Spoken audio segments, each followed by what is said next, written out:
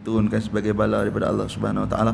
Lawat dan salam untuk junjungan besar Nabi mulia Nabi Muhammad Rasulullah sallallahu alaihi wa ala alihi wasallam. Baik. Jadi kita sambung pengajian kitab Qaulul Tam. Sambung pada bab yang ke-9 iaitu wajib menghadirkan 3 perkara. Rasanya yang ke-8 tu kita dah sebut dah. Tidak sunat membaca bismillah ketika hendak takbiratul ihram. Jadi kalau kita tengok orang di kampung dia ada buat macam tu. Sebelum dia naik dia baca auzubillah. Itu petua. Saya berterima tak naik sejadah kaki kanan. Lepas tu ingatlah hati, ya Allah, aku memohon nak sekalian rahmat daripada-Mu. Lepas tu langkah kaki kiri tak boleh bagi sama dengan kaki kanan dulu.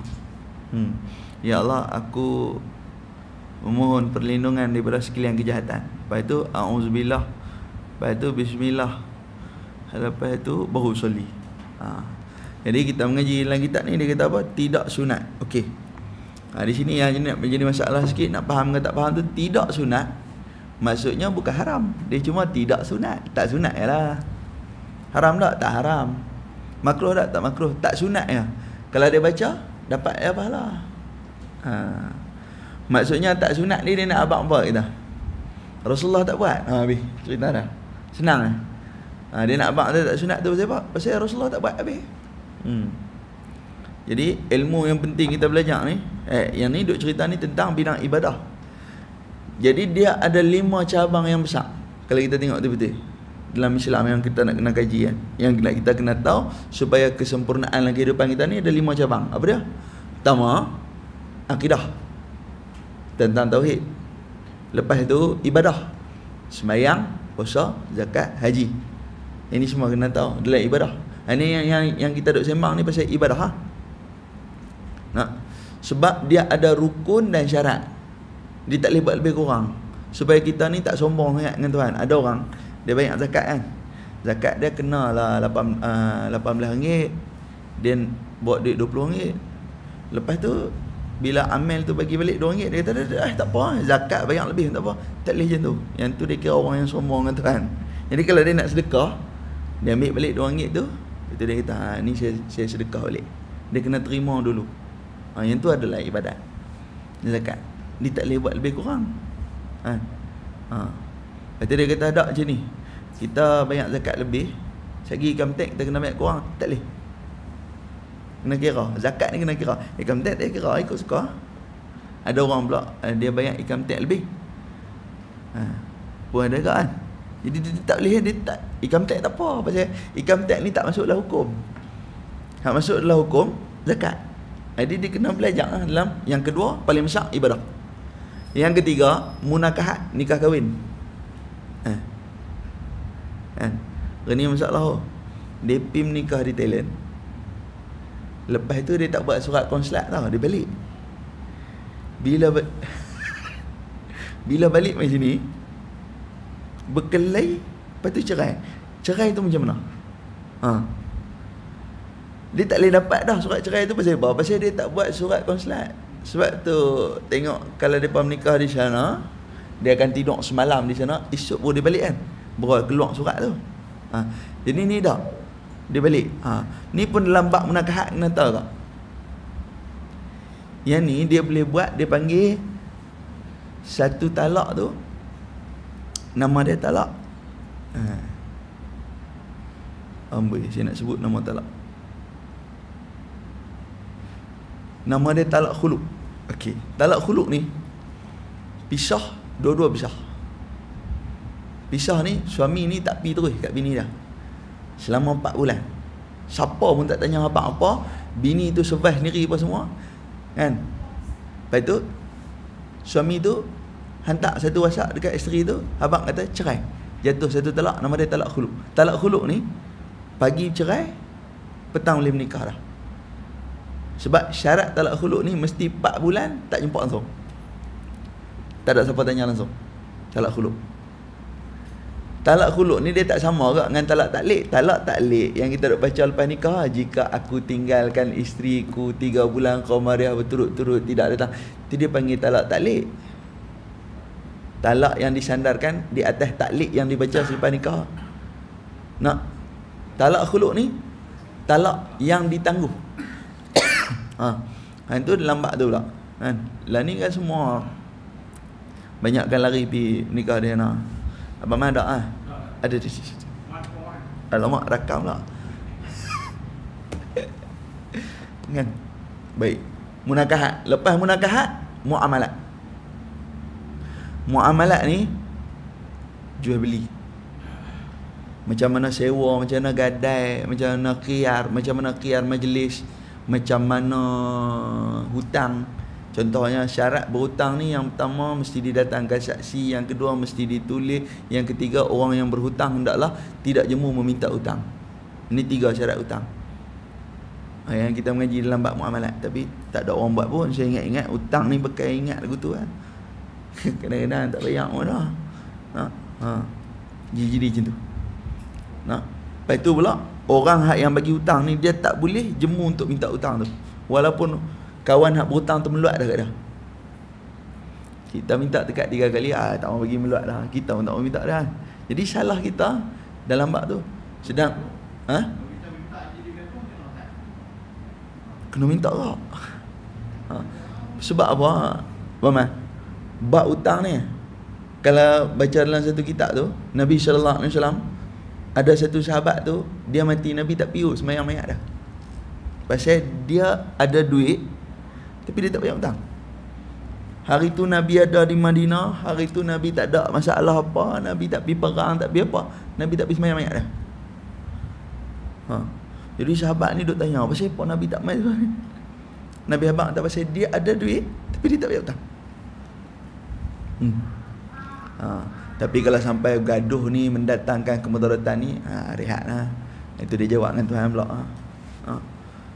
Kan? Penat. Sebab tu kita nak pergi hutang ni, dia kenal lagi ni. Dia guna tak? Okey. Kawan minta. Kita tahu dah kata dia tak boleh bayar. Kita bagi, kita berdosa. Pasal kita mudarat diri kita, sebab kita nak minta dah kan. Okey. Macam mana pula jalan tengah mengelak dah? Dia minta 200, bagi 50. Ada 50 ni lah. Walaupun kita tahu 50 tu pun Pak Kasap lah.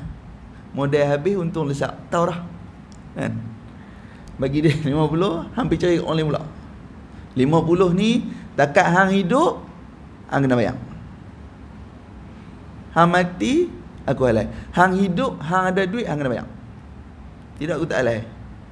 Tapi kalau hang mati, aku halai. Dia kena buat itu.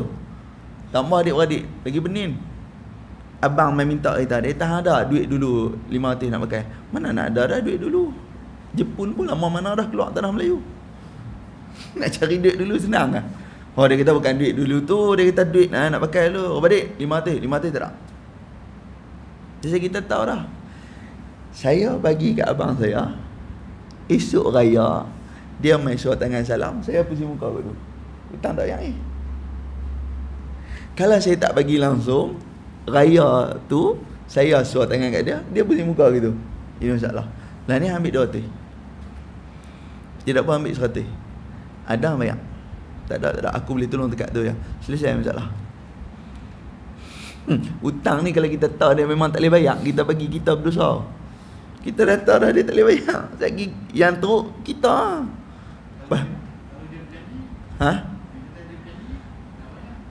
Berjanji tak boleh. Dia perjanjian ni abang dalam bab muamalat dia kena ada cagaran. Perjanjian bertulis pun memerlukan cagaran. Lah ni hak main IC hang, cagak IC. Boleh nak janji? Kalau dekat janji ayat liok, tak jadi. Tobat lah. Berapa banyak lah janji ayat liok, abang jumpa. Kita lah salah pasal apa? Pasal kita bab muamalat apa kita tak kaji tentang bab tu. Lepas tu kita bagi. Tentang hak banyak kita nak merana jiwa dan raga ke ni tu. Kes tu tambah pula kena adik-beradik nak boleh minta tiap-tiap tu nak tengok muka dah. Silat-silat ayah mati, seorang pusing belah ni, seorang pusing belah tu. Duit tu. Tapi Tok Guru saya pesan dulu. Dia kata kalau orang bagi 3 benda, jangan tolak. Arwah Tok Guru kata, Kalau orang bagi 3 benda jangan tolak. Pertama, kalau orang bagi duit, dia kata walaupun hang kaya, dia kata jangan tolak. Sebab hang tak boleh tahu status duit tu berkat dia tinggi mana. Ambil walaupun RM10. Kadang-kadang kita pelekeh orang tau. Bila orang main bagi duit tak sebenarnya bukan dinilai yang di duit tu, tapi keberkatan yang ada di sebalik duit tu, walaupun RM1. Situ. Nombor 2, Tok Guru saya kata, kalau orang bagi harta, ambil. Pasal apa ambil? Sebab dia kata benda hak bagi ni, kesombongan dia kurang daripada pinjam. Dah. Nombor 3, Tok Guru kata, bila orang bagi pangkat kat kita, ambil. Jangan tolak. Pasal apa? Sampai saat ketika kita memerlukan, Tuhan takkan bagi dah, sebab Tuhan bagi sekali lah. Hak selalu masalah ni cikgu di sekolah, bila bagi naik pangkat tak mau, takut kena tukar kan. Esok dia memerlukan, dia tak dapat dah. Jadi Tok Guru pesan, dia kata duit, harta dengan pangkat, 3 benda ni kalau orang bagi jangan tolak, balas ya. Kenapa? Fitnah di sebalik dia amat sedikit daripada pinjam ataupun minta ataupun rebut. Baik, jadi bab muamalat ni, bab jual beli, bab sewa, bab gadai. Kemudian yang terakhir, yang kelima, bab jinayat. Jinayat ni bab undang-undang. Jinayat ni paling kurang orang mengaji jinayat ni, satu hukum azmi, satu hukum nazri. Hukum azmi, hukum pemerintah. Hukum nazri, hukum raja ataupun hukum darurat dia ni. Lampu merah kerajaan buat untuk jaga nyawa. Jadi langgar lampu merah, dosa. Tapi bila main hukum nazri, bila main hukum nazri, hari tu hujan lebat, ataupun hari tu nak terkencing, ataupun ada apalah, anak sakit ke apakah, langgar lampu merah masa tu, bila dia berbalik kepada hukum nazri, hukum raja ataupun dia panggil hukum darurat, dia langgar lampu merah, tak aksiden, tak berdosa. Tak kena tangkap dengan polis, tak berdosa. Nanti dia panggil hukum nazri. Tapi jangan main tu. Lah ni JPJ, dia bukan tahan tepi jalan, dia masuk dalam bendang, dia masuk dalam kelang. Saya terkejut tengok. JPJ masuk cek satu lori dalam kelang kan. Saya kata, oh lah ni kasak tu. Takut saya. Tu depan kanan lembu saya tu. Saya ingat daripada dulu-dulu saya lalu kat jalan tu sampai lah ni tak pernah ada JPJ. Kemarin JPJ apa ni, Fortuner 2 biji, Peronda 2 biji. Hak makcik duk lalu lalang tu. Makcik lalu lalang naik motor pergi kedai runjit, pakai kain plekat dengan baju kedah kan. Tudung rabang untuk naik motor kan. Dia gamit tangan kat jalan. No polis ustaz, polis. Saya kata polis, tengok. JPJ. Lah ni entah ni amat-amat dahsyat. Jadi berhati-hati di jalan raya. Sayang duit 300. Seat belt. Dia nak cari. Hak sini kita biasa dah, ni jalan ni. Bila dia saman, satu dosa, nombor 2 kena banyak duit. Sebab dosa sebab digubal undang-undang tersebut. Dia panggil hukum azmi, hukum pemerintah, digubal undang-undang tersebut untuk menjaga keselamatan nyawa. Bila dia tangkap salah, dosa satu, kena bayar tu. Kena JPJ tu hari tu angin tak apa nak elok lah kan. Dia dah angin nak elok dah. Dia mak dah tak apa. Lah ni nak buat macam mana, kita settle settle tu teruk. Dia sekali keluar nak pergi kuliah subuh kena itu di Bagan Serai. Tak pakai tali pinggang, keluar habis kuliah subuh. Tak tahu kata pagi-pagi depa dah peronda. Dia tahan. Dia kata ni, tali pinggang. Allah. Kata Allah cik, saya nak keluar pitang tu ya, nak pergi kuliah subuh.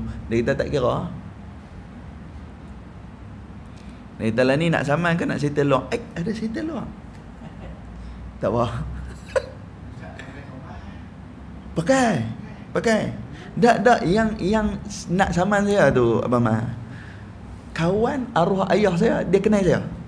Tapi dia bila dia keluar pagi, dia jadi tak kenal saya. Tak apa. Saya kata okey. Lah ni lagu mana? Dia kata hang pikir tengok, dia kata dia tarik dua. Roti canai dua. Dia kata nasi lemak dua. Pasal aku dengan kawan aku. Saya bodoh fikir. Saya dah RM10 boleh. Hai, dia kata takkah RM10 dia kata. Kan? Betul? Lagu mana? Dia kata sekurang-kurang dia kata sebiji Quran. Quran pun 30 juta. Oh, dia boleh cakap pasal Quran pula. 30 juta RM30 Oh, rupanya dia boleh ni minta apa ni rasuah tu ikut Quran pula. Ini satu special punya dah. Pasal kena hak kena ni ustaz. Saya bagi RM30. Saya kata yang ni saya sedekah tau. Kata saya belanja minum kopi. Bukan ni saya bagi duit ni nak bagi saya sogok apa tak. Saya pun bukan nak tahan hang, saya nasihat dia kata selesai. Tidak dengan saya dengan dia dua-dua duduk dalam neraka. Oh, bahaya tu. Lah esok jumpa tepi rumah. Kan? Dia kata aku tahan hang gitu. Saya. Dia kata, bahaya. No. Dan kalau benda tu mudarat dia besar, boleh balik minta ampun kat Allah lah benda tu. Contohlah tuan-tuan ada lori sampai juta biji, tak larat nak bayar duit kat kerajaan ni. Kalau ada satu jalanan yang seakan-akan macam tu, tetapi benda tu dia panggil satu tolak ansur di situ, dipersilakan. Yang dosa dia tak terlampau banyak. Yang dosa dia tak sampai pada ke tahap rasuah, tak apa. Ni kalau memang betul-betul siapa dia podok buat tu tak boleh, insya-Allah tunggu Nah.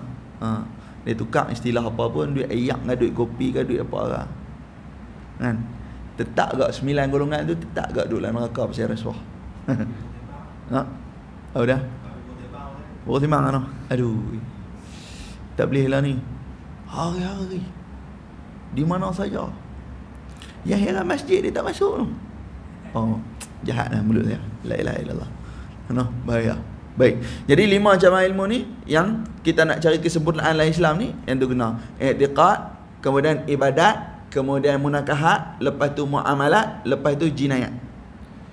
I'tiqad bidang tauhid, mengenal Allah dan Rasul, ibadat, zakat, sembahyang, zakat, puasa, haji, kemudian munakahat bab nikah kahwin, kemudian muamalat bab jual beli, kemudian jinayat bab hukum kanun dalam negara. Ni 5 perkara ni. Yang malam ni yang kita sembang tentang bab ibadat aja, insya-Allah.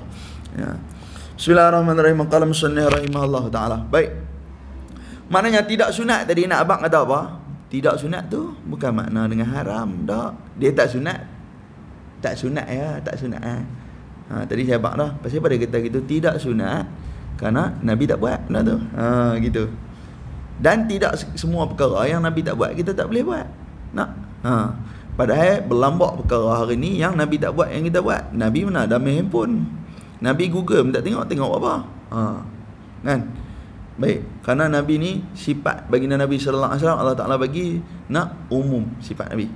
Nabi tak baca doa naik kuda, Nabi tak baca doa naik unta, Nabi baca doa naik kenderaan sebab Nabi tahu lah ni orang tak naik kuda dengan unta. Nabi tak baca doa makan roti, Nabi tak baca doa makan nasi Arab.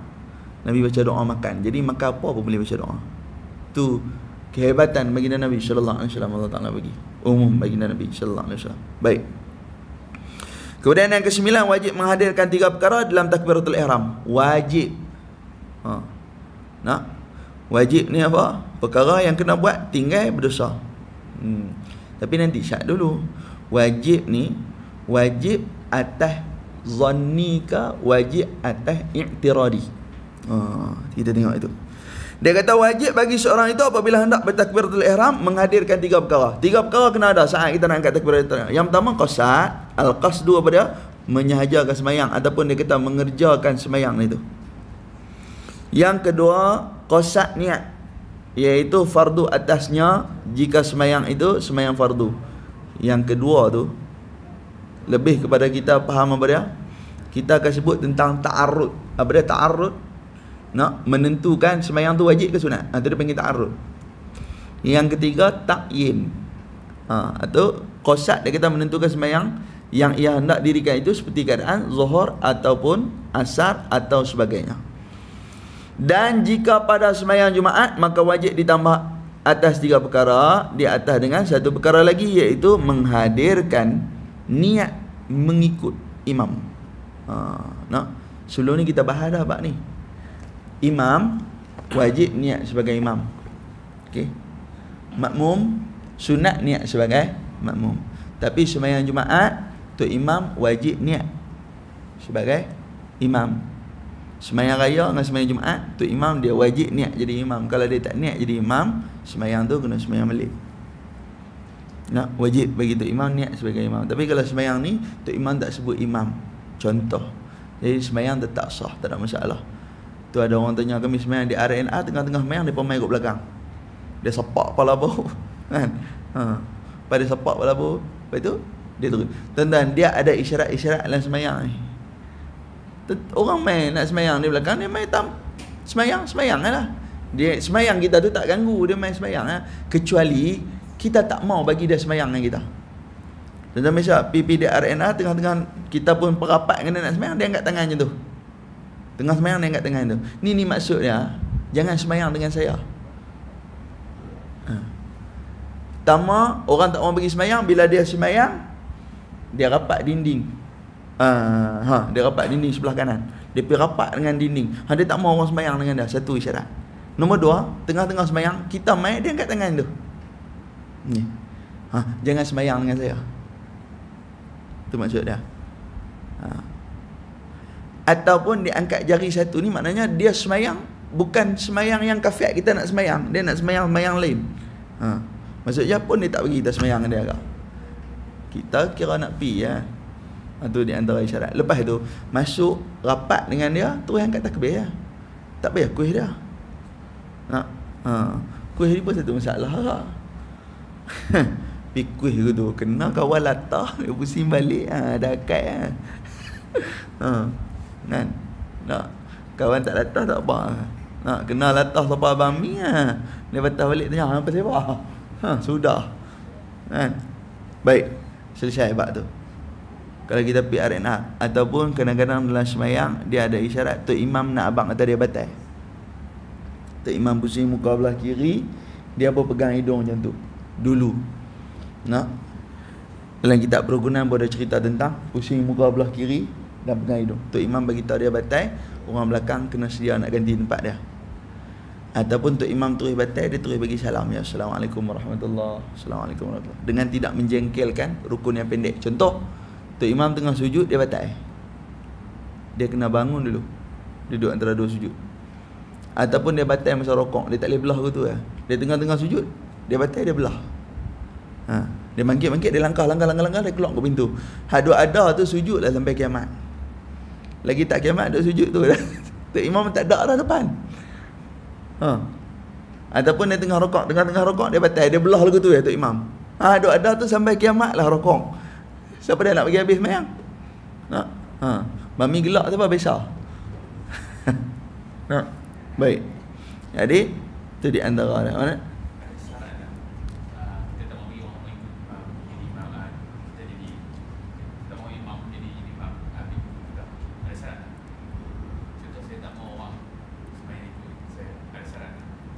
Baik. Syarat dia yang pertama, sembahyang tu tak sekufu. Dia ada 12 syarat sah imam dengan makmum. 12 syarat sah imam dengan makmum. Termasuk pertama, sembahyang tu mesti sekufu. Sembahyang tu sama jenis. Kawan ni sembahyang mayat, kawan ni main nak topak sembahyang zuhur, tak boleh. Syarat dia. Tapi kalau tak ada apa-apa, memang tak boleh. Hanya sahaja dia merasakan ni, saya ni tak boleh, saya baca tak betul, saya baru mengaji, yang tu tak boleh. Kalau dia macam kencing tak lawan tu, kencing tak lawan, sembahyang masa ada baik. Yang tu dia ada satu duru. Dia ada satu duru dalam jiwa dia, bahasanya dia tu memang ada masalah yang besar. Dia buasir, dia rasa darah menitik, dia kencing tak lawan. Yang tu dia boleh pergi sembahyang terus di tepi ya. Yang orang lain tak kacau dia dah. Dan dia boleh angkat tangan bila orang mai untuk dia tu tak jadi imam dengan makmum dengan orang lain, kerana semayang itu ada was-was. Tuan-tuan nanti mai pada bab yang ke berapa belas saya tak ingat, dia akan cerita tentang orang yang dia semayang dia was-was. Dia boleh berhenti ke dia tak boleh berhenti. Lain dalam kitab ni semua penting belaka. Semua penting belaka bab semayang belaka. Okey, baik. Kita nak cerita tadi, dalam niat, dalam takbiratul ihram kena ada qasad, kena ada ta'arud, kena ada ta'yin. Saya nak bagi perkara hak mudah sekali. Baik. Dia kata wajib menghadirkan niat di dalam takbiratul ihram. Okey. Wajib menghadirkan niat di dalam takbiratul ihram. Pertama, saya nak bagi tahu kat tuan-tuan, selalu saya bagi tahu niat ni an-niyatu biqalbi bila harfin wala zarfin. Okey. Niat ni apa dia? Niat ialah nak laluan ataupun lintasan di dalam hati tidak berhuruf dan tidak bersuara. Tapi kalau dia tunggu sahaja aku tu, yang tu ada huruf. Jadi maknanya bila niat ni tadi, apa yang ada dah dalam hati. Okey. Nak faham guna pula? Tengok. Yang kita nak kena ada tu apa dia? 3 perkara. Satu, qasad. Yang kedua, ta'arud. Yang ketiga, ta'yin. Qasad tu apa dia? Menyengajakan sembahyang. Okey. Lah ni kita main surau, mana ada orang paksa? Sahaja lagi. Sahaja habis lah qasad. Satu. Nombor 2, ta'arud. Apa dia ta'arud? Mengetahui jenis sembahyang, dan cara sembahyang. Dia tahu sembahyang tu wajib ke sunat, kemudian dia tahu cara sembahyang tu macam mana. Sembahyang maghrib wajib 3 rakaat. Itu ta'arud. Kita dah tahu dah, memang kita main surau ni nak sembahyang apa, kita tahu dah. Kemudian yang ketiga, ta'yin. Apa dia ta'yin? Ta'yin ni nyata masuk waktu. Tak masuk waktu, tak kita nak sembahyang. Okey, saya nak tanya, qasad, ta'arud dengan ta'yin tu ada ide kita? Ada dah kan? Masa kita main. Sebab tu tuan-tuan jangan pelik. Mazhab Hanafi dia macam mana? Dia sampai-sampai usolli tak ada. Allahu Akbar. Kadang-kadang tangan pun tak angkat. Tu yang bila dia pergi lawatan baru ni, jumpa geng mazhab Hanafi. Mazhab Hanafi ni dan dia bagi salam, pala dia strict tu. Sebab bagi salam wajib. Bagi salam wajib. Pusing kepala sunat. Kan? Jadi dia tak pusing. Dia duduk itu, Assalamualaikum warahmatullahi Astaghfirullahaladzim. Dah lah bagi salam sekali, pusing pun nak. Hak yang daripada Malaysia ni, sudah dia kata. Hak ni jenis apa pula dah? Syiah ke, dia kata apa ke? Akal dia hang yang tak kerti. Kita kena tahu mazhab Hanafi dia pegang hak rukun-rukun betul-betul. Kan? Hak betul-betul ya. Takkan gaji telefon kot. Baik. Jadi qasad, ta'arud, ta'yin tu ada dekat kita dah. Bila kita angkat takbir sembahyang tu, bila kita sampai di tempat tu, masa kita usolli tu, kita menghayati siap-siap apa yang kita usolli tu. Pasal itu usolli jangan kalut. Ni usolli pun telinga pun tak dengar. Dia usolli dia kata apa? Macam tu macam mana sembahyang? Tentu orang kalut ni sembahyang dia tak ada benar dah. Ini kita dah sebut sebelum ni kan, sembahyang mempersembahkan hati kepada Yang Esa. Maknanya kalau daripada awal dia tak boleh letak hati dia ingat kepada Allah, apa dia nak buat dalam sembahyang tu, dia tak sembahyang. Bila orang kata sembahyang ni menghadirkan ketenangan, sembahyang ni boleh bagi jiwa kita tenang, dia sembahyang tak tenang, macam mana dia nak tenang? Dia main pun kaluk sembahyang. Lepas tu dia niat pun dia tak tahu niat apa. Sekali lepas dia takbir, tadi aku sebut dah. Itu masalah. Baik. Jadi qasad, ta'arud, ta'yin tu memang ada dah dekat kita. Jadi menghayati saat kita nak niat tu, kerana kita mazhab Syafi'i, usolli tu kita dah faham dah, sahaja aku. Di situ qasad. Fardal maghribi, yang tu ta'arud. Salasa raka'atin ma'muman lillahi ta'ala, ta'yin. Cukup. Allahu Akbar. Dah selesai. Dalam ni dia main sahaja ke, dia main aku ke, dia main apa lah hati tu, tak apa dah. Kerana lengkap dah qasad, ta'arud dengan ta'yin. Jangan tunggu lama-lama sangat. Sebab takbiratul ihram ni paling pendek 1 alif 2 harakat, paling panjang 14 harakat. 14 harakat tu ada sabab. Dia datang dengan sabab. Bagi orang yang sakit, bagi orang Dan semayang ni kita cukup sibuk ya, kita tak ada nak komplain orang. Bila semayang dan komplain orang, maknanya ada semayang tak betul lagi. Orang semayang macam mana pun tak boleh ambil tahu dah. Pasal kita buat hak kita mengaji, pasal apa kita nak tengok orang? Tak payah. Kan? Nah. Tapi kita macam tu hak duduk sebelah ni, kita tengah semayang, kita boleh duduk dengar hak sebelah baca. Hang baca hang sudah, hang kali apa orang. Maknanya dia penumpuan dia dalam semayang tu tak ada. Bahaya. Nah. Sembahyang ni mempersembahkan hati kepada Yang Esa. Maknanya hati tak boleh ingat. Orang mayang-mayang. Lah pasal Nabi abang lah kan. Mai ni kita duduk di akhir zaman ni, semayang ni ada 73 jenis tu. Kan sikit. 73 jenis semayang. Tapi tentang dalam ni kita jangan duk urai kawan ni semayang macam ni kan. Backpick dia. Tiap-tiap orang buat mesti dia belajar dia. Bila kita petikai dia, maknanya kita mempertikaikan perkara yang kita tak tahu. Jadi dosa mai kita. Jangan petikai. Tak boleh mengganggu. Kecuali mengganggu yang amat. Kalau mengganggu tu sekitar sederhana kita masih mampu baca tu tak ada masalah. Tu pun bila dia mengganggu, yang kena berubah kita, bukan dia. Kita alih duduk tempat lain. Dah tahu kita yang tak sesuai dengan dia. Pasal apa kita nak marah orang? Tak boleh marah orang. Saya senang, jangan susah-susah. Kita dah tahu dia macam tu kan. Pasal apa kita jadi macam dia? Arwah ayah saya dulu pesan macam tu. Dia kata kalau anjing tu jadi anjing, hang jangan jadi anjing. Saya sampai arwah ayah saya mati pun saya fikir. Apa pula abah kata macam tu? Abah kata kat saya macam tu. Dia kata anjing tu jadi anjing, hang jangan jadi anjing. Rupanya satu hari baru saya faham. Bila lalu kot tepi rumah Cina, anjing duk salah au. Satu budak naik basikal, dia tengok anjing tu, dia buat au. Anjing tu diam. Maknanya anjing tu duk fikir, hang anjing ke aku anjing. Lah ni bila anjing tu menyalak, hang jadi manusia. Syuh. Bila orang tu macam tu, pasal apa hang nak pergi jadi macam dia? Tak payahlah, hang alih tempat. Maknanya ada orang lain yang tinggi lagi kesabaran pada hang, boleh duduk sebelah dah. Selesai. Maknanya kita aman duduk dalam satu tempat. Yang ni kaedah ni mau dah. Tenang.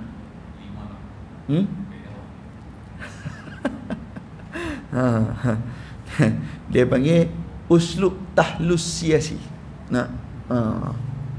Tentang kita ni boleh menyesuaikan diri dengan environment yang ada. Ni dengan meme ni mula ni cakap orang putih. Maknanya bila mata kita tidak pernah menilai dengan kesalahan, hati kita mula jadi baik. Aku tahu aku tak boleh. Aku jangan duduk itu, aku duduk ni. Cerita. Pasal tentang kita tak boleh ubah orang. Kita marah ke, kita maki ke, kita apa ke, memang Tuhan channel dia macam tu dah. Kecuali dia tu kita yang buat dah, tak apa. Lah ni dia tu Tuhan buat dia macam tu. Kita tak boleh usik, tu hak Tuhan. Jadi kita alih kan banyak mana pun, sikit pusing benda tu. Tapi kalau sampai mengganggu, yang teramat mengganggu, semua orang tak boleh dengan keadaan tu kan, maka yang tu kena buat cerita lain pula. Yang tu kena cari jalan penyelesaian cara lain lah. Tapi setakat hari ni saya rasa tak nak masalah. Tentang kena kesian. Dan kita kena syukur pasal Allah Ta'ala tak bagi tu. Ada satu makcik tu, dia ambil semayang asyak, maghrib baru boleh semayang. Ni Allah Ta'ala bagi ujian. Dia ambil semayang asyak, maghrib baru boleh semayang. Apa kita nak kata? Kita syukurlah pasal Allah Ta'ala tak bagi kita gitu. Kalau Tuhan bagi kita gitu. Suami dia telefon pula, dia kata lah ni, dia kata sakit ni makin teruk macam mana. Dia kencing tu, dia basuh sampai dekat 2 jam. Saya kata kita tinggal doa kat Allah, kita nak kata macam mana kan. Yang pertama kita tak mau macam tu. Yang kedua Allah Ta'ala bagi ujian kat dia macam tu, kita tak tahu. Kalau kena kita sakit kita teruk. Baik. Jadi selesai qasak ta'arud dengan ta'yin ni tadi. Lepas tu nama arwah model tu Pondok Sungai Bakar, arwah Ustaz Aziz. Nanti pelik.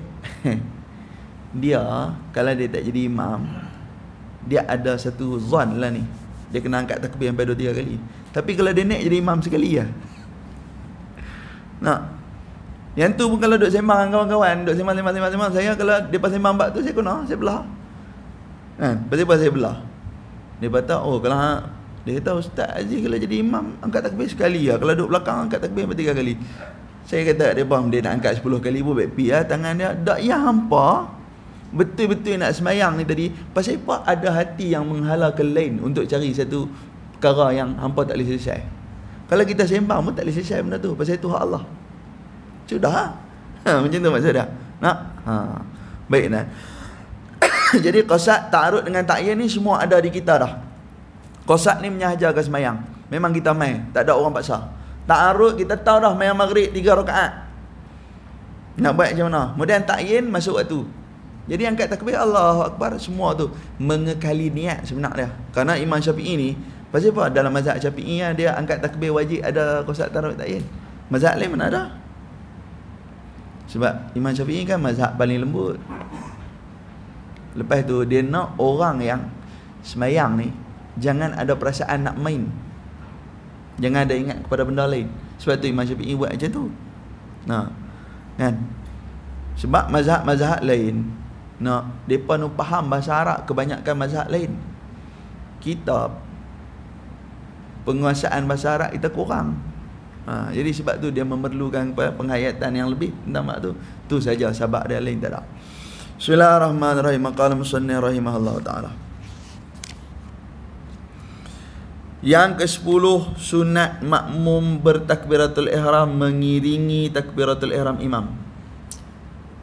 Disunatkan bagi makmum segera bertakbiratul ihram sebaik saja selesai imam mengangkat takbirnya supaya ia mendapat fadilat takbiratul ihram kerana tersebut di dalam sebuah hadis, barang siapa yang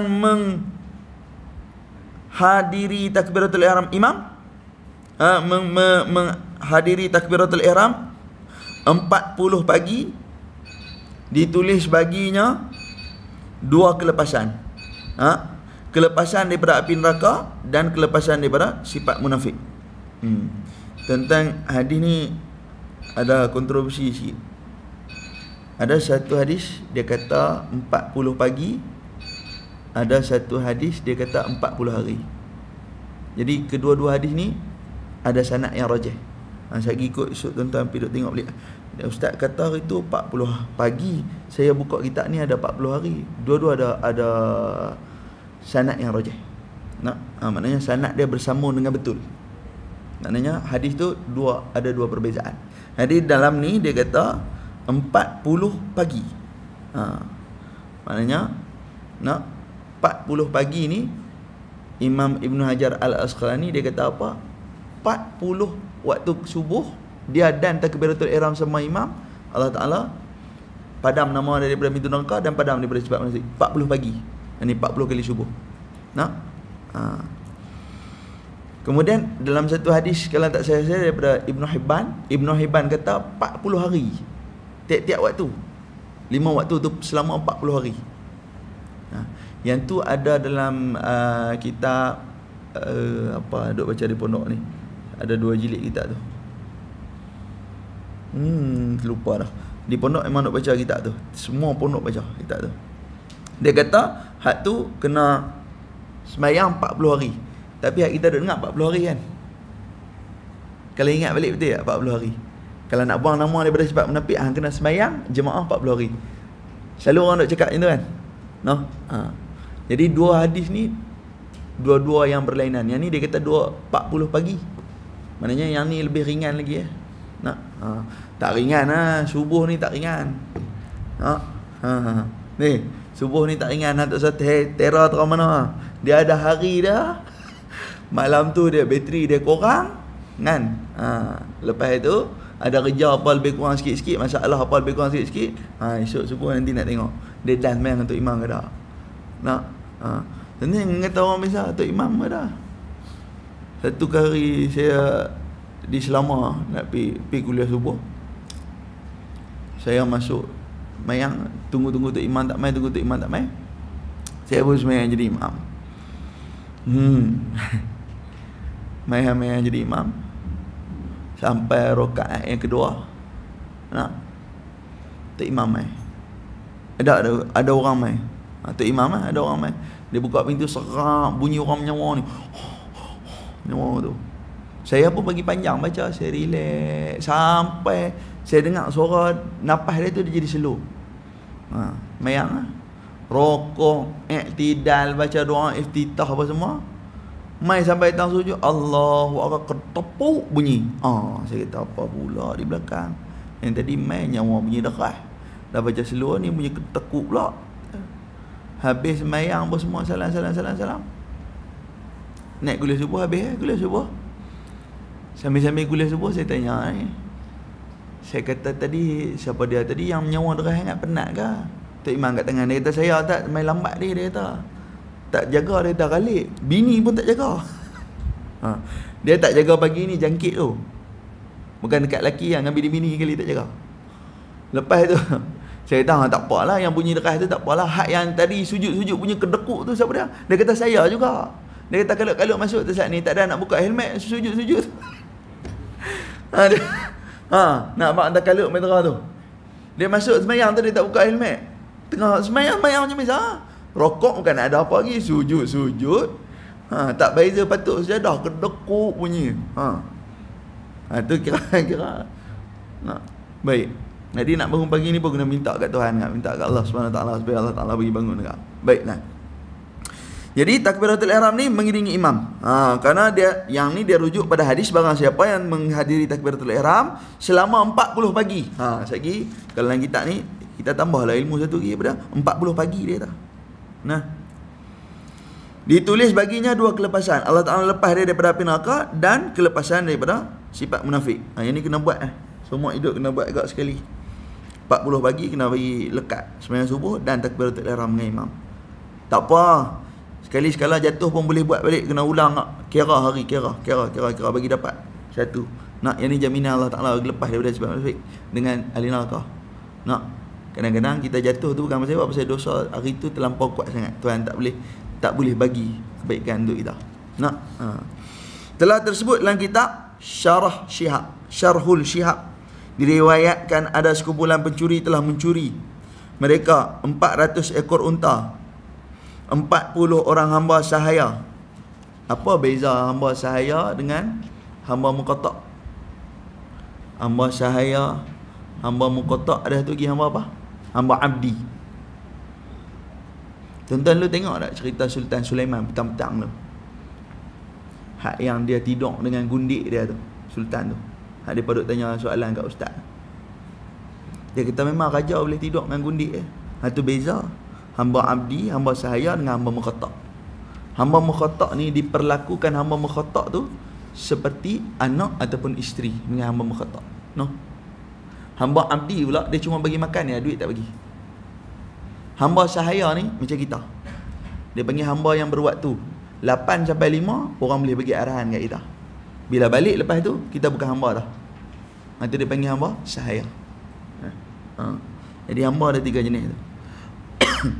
Baik, 40 orang hamba sahaya bagi Abu Umamah Al-Bahili. Abu Umamah Al-Bahili ni jenis orang bangsa orang Penang, Hindu masuk Islam. Nak hamba Al-Bahili, keturunan Bahili ni hak depa duk sembah matahari tu, hak kulit gelap tu. Tu dia kata Abu Umamah Al-Bahili ni dia ada keturunan mamak kata. Saya pun tak dan kaji kat tu. Tapi kalau kata Sayyidatina Khadijah binti Khuwailid, isteri Nabi yang pertama, betul memang keturunan Siti Khadijah ni semua belah Penang ni. Dan tengok Al-Idrus. Belah Penang ada keturunan Al-Idrus. Tu main daripada Sayyidatina Khadijah. Ibnu Ummu Maktum hak mata buta tu, anak menakan Sayyidah Khadijah pun mamak agak. Maknanya Islam pernah sampai ke Penang ni. Nah, Islam sampai ke Penang ni depa jutaan tahun dulu sampai dah Islam ni yang kita tak tahu. Nah, satu lagi hak besar apa dia? Hak yang keturunan Sayyidatina Khadijah di Penang ada bin Yahya. Bin Yahya tu keturunan belah tu. Nak? Kan? Tapi jangan duk tanya kalau ada ni jangan duk ni bukan masalah apa saya kelai. Dia kata tak ada ni keturunan Rasulullah apa ni mamak padukang. Mula hak tu mai 2 orang pun serupa 100 orang sembang. Jangan duk tanya. Saya duk pergi duk tanya pula, entah ada keturunan Sayyidah Khadijah. Tak ada ni semua mai pakai kain pelekat, spender pun tak pakai. Jenis tu. Tu yang saya pun jangan tanya depa. Kan? Kita tanya elok-elok. Tapi tak kata depa cakap macam tu. Panggil orang, panggil elok abang Maisat nak sembang. Hang panggil gitu. Ni, man, ni, kira. Apa nak bergaduh? Oh boy. Tapi soalan-soalan depa pun boleh gagah lah. Panggil lagi ceramah masjid ayah. Saya kata zaman Rasulullah lu orang buka puasa makan kurma sebiji, ayak 3 teguk. Rasulullah makan macam tu. Dia nanti angkat tangan. Ni nanti saat dia kata mamu nak tanya satu soalan. Tu hak lembut tu. Yang ustaz duk kata depa ni buka puasa makan sebiji kurma, ayak 3 teguk. Mamu punya soalan, adakah zaman Rasulullah tu dia punya buah kurma besar buah betik? Kata ni satu penin punya duk ada. Kan?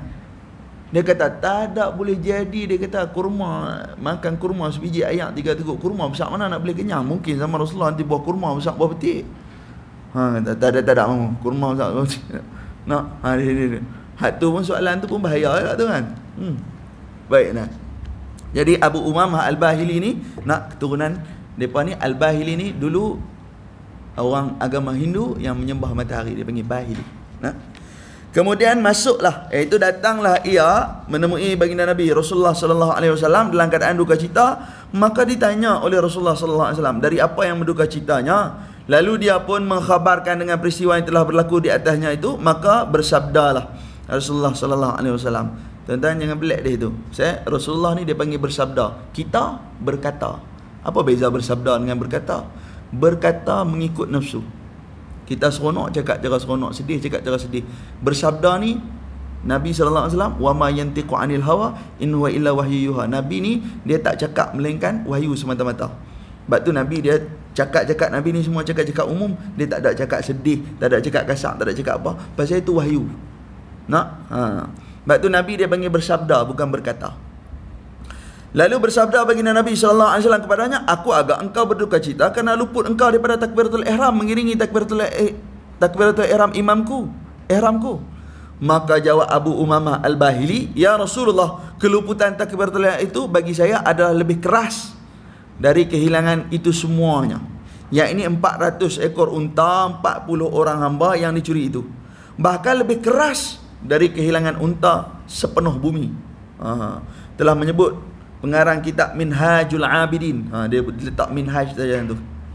Nama penuh kitab tu Kitabul Minhajul Abidin. Sungguhnya mendapat fadilat takbiratul ihram itu hanya dengan mengangkat takbiratul ihram itu mengiringi. Dia punya keyword dia tanya apa dia? Mengiringi.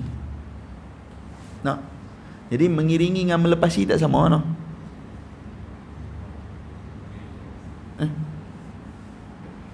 Mengiringi maknanya Tok Imam angkat Allah, dia dah Allah.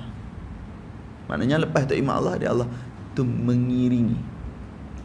Kalau melepasi, Tok Imam Allahu Akbar, dan berlaku satu jarak masa, iaitu beberapa zirah dia panggil. Itu melepasi. Maknanya mengiringi ni sampai bila?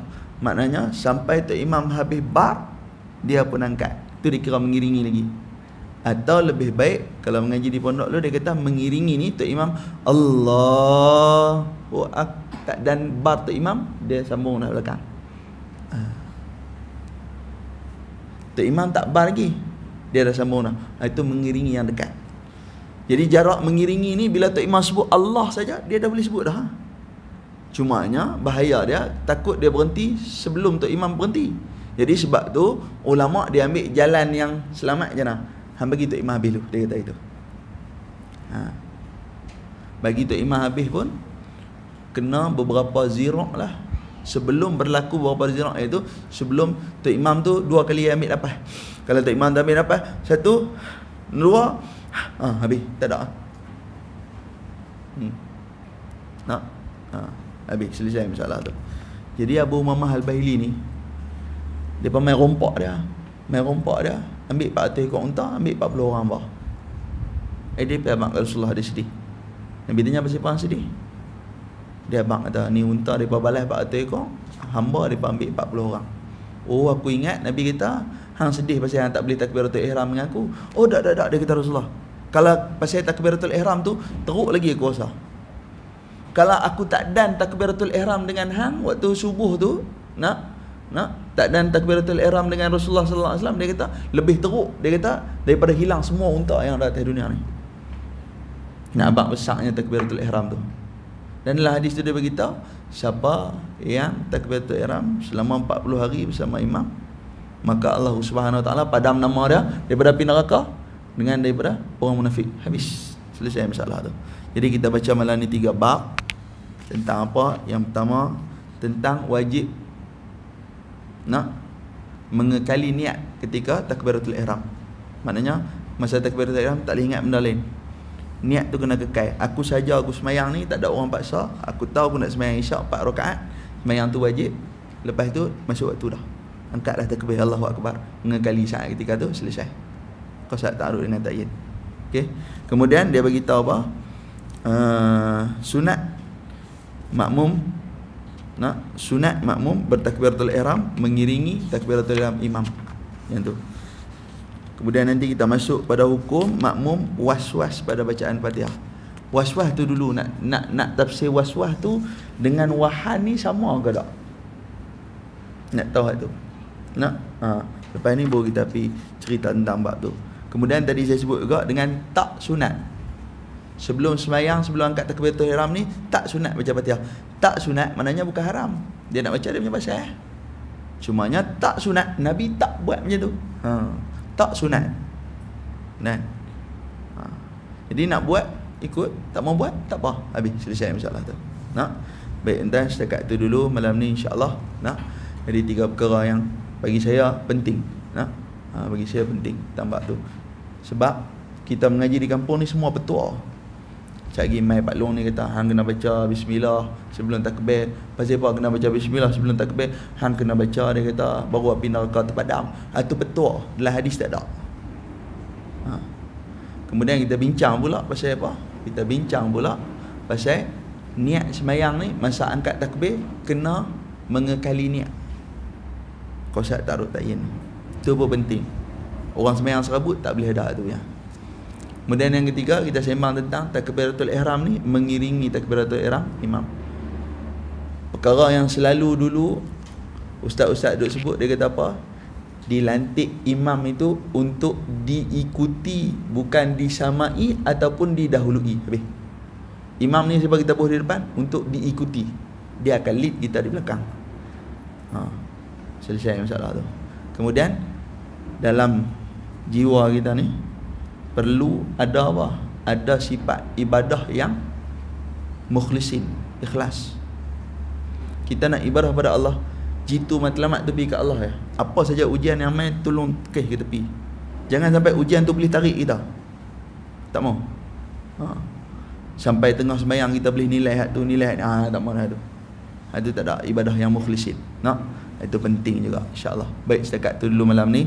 Allahu Rasul alam bil muradihi, terdengar dengan tasbih Rasulullah subhanakallahumma bihamdika asyhadu an la ilaha illa anta astaghfiruka wa atubu ilaik. Bismillahirrahmanirrahim. Al asri innal insana lafi qusr illa alladhina amanu wa amilus solihat wa tawasaw bil haqq wa tawasaw bis sabr. Bismillahirrahmanirrahim. Alhamdulillahi rabbil alamin, hamdan hamidin, hamdan syakirin, hamdan sabirin, hamdan yuwaffi ni'amahu wa yukafi'u mazidah. Ya rabbana lakal hamdu kama yanbaghi li jalali wajhikal karim wa 'azimi sultanik. Allahumma shalli wa sallim wa barik alaihi wa ala alihi wa sahbihi wa sallim. Allahumma faqqihna fid din wa 'allimna ta'wil wa hadina siratal mustaqim. Allahumma rabbi yassir wa la tu'assir bitammim bil khair ya Allah ya arhamar rahimin. Allahumma rabbana la tuzigh qulubana ba'da idh hadaytana wa hab lana min ladunka rahmah إنك أنت الوهاب. ربنا آتنا في الدنيا حسنة وفي الآخرة حسنة وقنا عذاب النار. فضلك وجودك وكرامك سبحان ربك رب العزة عما يصفون وسلام على المرسلين والحمد لله رب العالمين. Ini Allah saya mohon ampun, mohon maaf nanti kasar bahasa, sila kata baik pada Allah kurang baik itu. Kelemahan saya mohon ampun. Haza billahi taufiq wal hidayah. Assalamualaikum warahmatullahi wabarakatuh.